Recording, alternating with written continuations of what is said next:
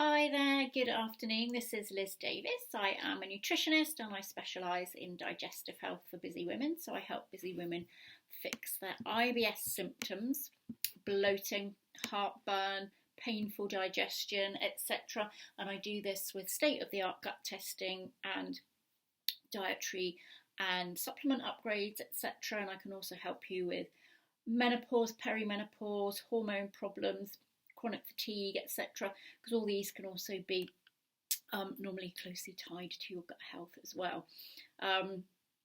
So it's always handy if you can have a few quick remedies that you can reach for, which would normally just be knocking around in your cupboards anyway. So I'm going to do a quick rundown of a few spices and things that can be quite handy. So if you do get struck by some digestive issues out of the blue, it's always handy to just to know that you've got stuff in your cupboard you can reach for. That's going to really help you to alleviate those problems. So a lot of these following kind of herbs and spices are going to be very soothing to the gut wall and to make sure your gut is functioning correctly, getting out any pesky excess gas, etc.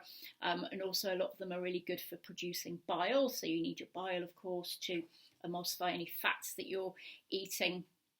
So if you have difficulty, if you feel sick, digesting fatty foods, then some spices can really help you with that. So, and of course, then all of these, they taste amazing as well, so it's not going to be arduous to eat them. You can either add them to your cooking or sometimes make teas and infusions and things like that. So there are always a whole host of different ways to eat these things. So the first one I would recommend is fennel. You often see fennel seeds served alongside your main meal in Asia because they really do help with healthy digestion.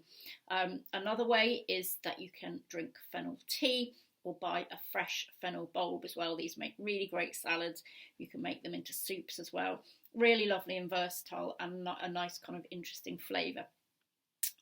So the fennel seeds have been proven to be antibacterial, antifungal, anti-inflammatory, so they're a really great all-rounder and can help you nail any bacteria that could be causing gassiness or anything like that, or help you alleviate upset stomach symptoms. The next one I would definitely keep on hand is chamomile. It's so versatile. It's one of my favourites. I'm never without a box of chamomile tea. Great for sleeping and relaxation.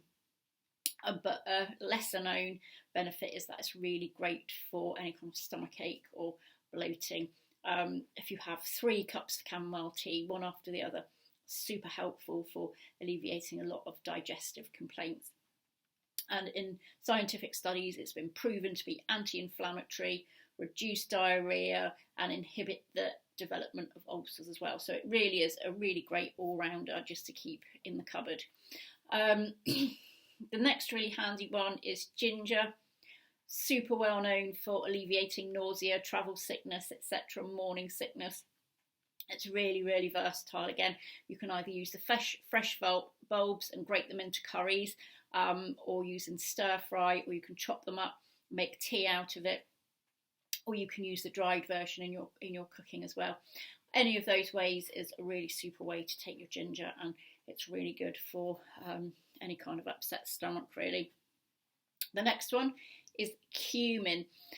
Cumin is traditionally served alongside a lot of foods that are notorious for causing digestive discomfort, so things like beans and lentils, pulses, that kind of thing. Actually helps your body to break those down nicely. It increases your production of bile.